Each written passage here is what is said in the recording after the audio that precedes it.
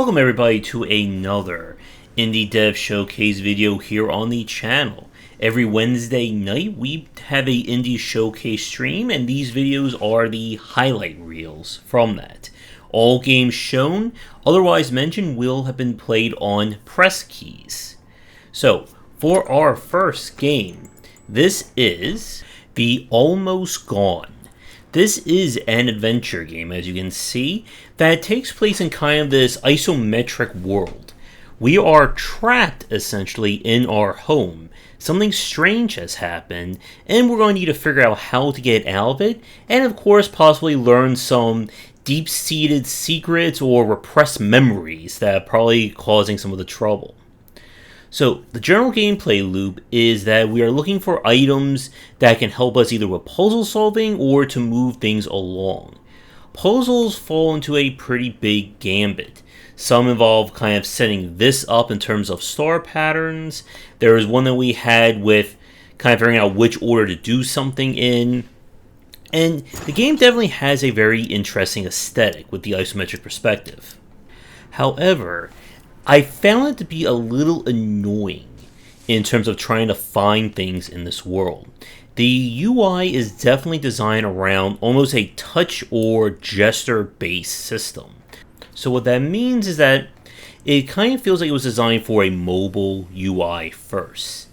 And it makes it annoying when you're having to kind of keep shifting the perspective and turning, as you can see right here, because this is a game where you will miss important items or puzzle clues if you're not properly staring at it. And I kind of wish that the UI went through a little bit more in terms of refinement for a PC or mouse-based system.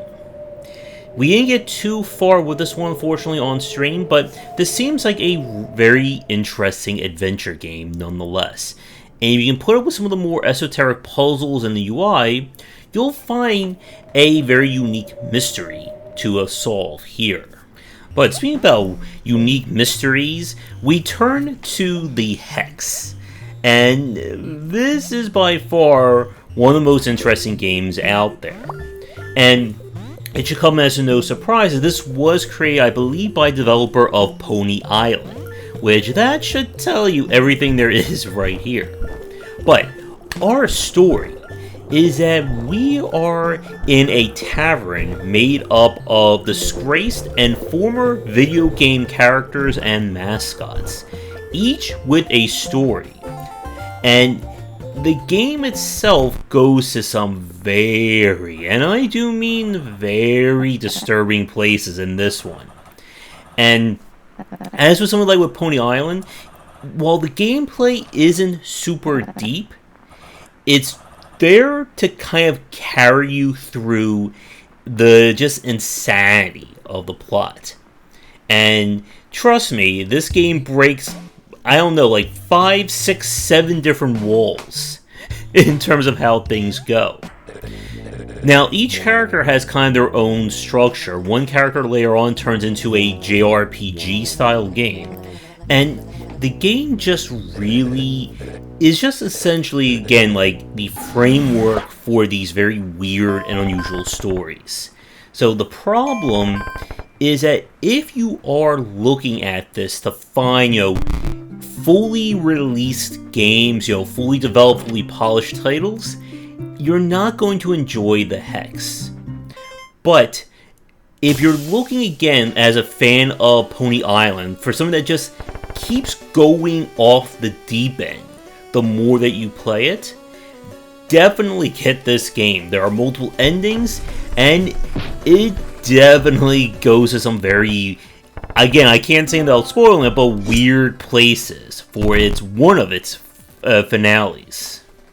But with that, let's turn to some of the games I played during the summer festival that was happening this past summer on Steam. And we're going to begin with Fights in Tight Spaces. This is basically, I guess, if John Wick combined with Slay the Spire. And this is a game I am very much looking forward to playing more of when it comes out. Our mission is to basically explore or survive a number of one-room situations. We have various objectives. Usually the common ones are to beat up the enemies or knock them out, as you saw right there. Your deck consists of cards that will either perform certain attacks, move the character around, or confer certain bonuses or benefits to them. Now you can see on the UI on the game screen there, the game tells you where enemies are going to be aiming, what they're going to do. And you can use this to your advantage to basically have enemies punch, shoot each other, and other crazy things like that. Now, after combat, you're able to take or go back to the campaign map. You're able to essentially upgrade various cards, select new cards, and this is the way of fine-tuning and optimizing your deck, as we see from other deck-building roguelike style games.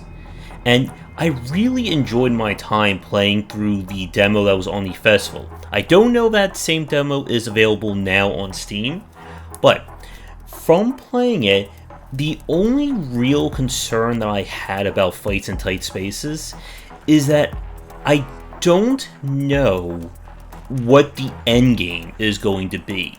As in, what's going to keep somebody coming back to playing this game, much like Slay the Spire, Monster Train, and other roguelike style games. There doesn't seem to be too much in terms of persistence. I assume they may want to add in new cards. But this is one of those games that's similar to something like Slay the Spire. Once you get kind of your quote-unquote build going, you're going to adhere to it, lest you're going to leave yourself open to not being able to sufficiently take on certain enemies. As the footage zooms in on the boss fight here, this boss is a really good example of that. This guy does a lot of damage, he has a lot of health, and your primary ways of dealing with him are to either whittle him down using high-powered cards, or what I'm going to probably do, I think in a minute or so, I don't remember exactly from this footage, is I'm going to knock him out the front door, the back door there, and just kill him immediately. And it's definitely, again, like, this is one of those games that is set up for crazy stuff like that to happen. As you can see me just losing it in the bottom corner there. And from a mechanics standpoint, fights in tight spaces works. But if they can get kind of the persistent elements and just like replayability down, this could certainly be the next amazing roguelike style game. But with that, we're going to take a quick break and we'll take a look at a few more games in this video. And now for a quick shout out to our current Game Wisdom supporters and sponsors. Going forward, all Patreon supporters will get early access to our videos. And if you'd like to continue this discussion on game design, be sure to check out our Discord channel, linked down below. If you're looking for more wisdom about game design, be sure to check out my latest offering of books, 20 Essential Games to Study, aimed for first-time developers and students looking for some inspiration for their upcoming games, and Game Design Deep Dive Platformers if you're interested in anything regarding 2D and 3D platforming design. They're both available in print, digital, and wherever books are being sold.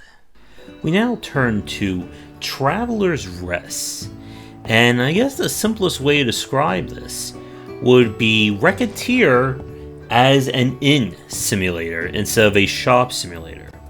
Now, the demo that we played from the festival was a little bit on the limited side, but we did get the basics of the gameplay with it. We're free to run our lovely little tavern here however we see fit. We're able to organize our tables, make sure the lighting is right, clean up, and all that other great stuff. Now, where the game does go the extra set is that we're not just organizing our bar here, but we also have to develop the drinks and set up the tap as well.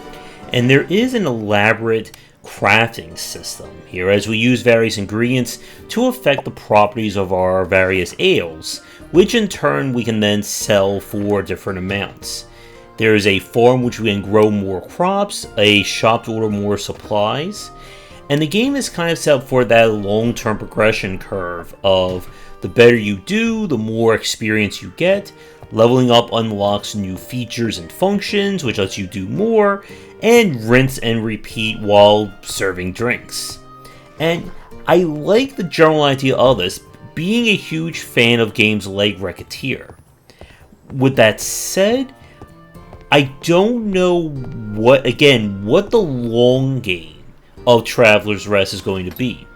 Is it just going to be keeping this bar maintained? Will there be quests? Will there be other content involved? And unfortunately, we couldn't see any of that in this demo. But I will say though, again, as a fan of this kind of shop sim kind of design, I was getting into this game. It's not going to be for everybody, but if the thoughts of playing another Racketeer style game does pique your interest, I would say keep an eye out on this one. Up next, we turn to Inmost. And this is a kind of adventure platformer game that deals with a very moody story. There's multiple protagonists, and the game seems to hint at a larger narrative going on. But the demo itself kind of jumps around between several different characters, with the overall goal is just trying to explore, figure out what's going on, and of course not die. So the game itself, as I said, is puzzle platformer. So our objective is to figure out how to get around the various enemies, not die like you saw right there, and just move from one scene to the next. There are various tools that you'll get, and you'll have to use them in specific areas. And the game throws in little story vignettes as well that may or may not involve the main plot, or adhere or infer as to what's going on. And there's definitely like a Dark Souls, what is going on in this world kind of mystery to it. And I did enjoy my time with it, but it is again one of those kind of games where expect to die a whole lot, and sometimes you're going to have to repeat content when you do. And this may be a little too frustrating for people who didn't grow up playing games like Out of This World, Flashback, and things like that. But it has a good mood to it. I love the aesthetic of the game here. And if you are looking for something on the challenging side, but not pure platformer, I would say give this one a check. But with that, we're going to wrap up the video here. So we'll be back next week for another spotlight featuring indie games. And if you'd like to submit a title for a future stream, please get in touch. Come back for daily discussions on game design here and on game wisdom, where examine the art and science of games. And until next time, have a great night. Thanks for watching the video. If you enjoy things, be sure to do all the liking and subscribing that the kids are doing these days. Check out our Discord channel link down below where we hang out and chat game design, and come back later tonight for our regular streamings. But that's it, and tune in for more great content here and on Game Wisdom, where we examine the art and science of games.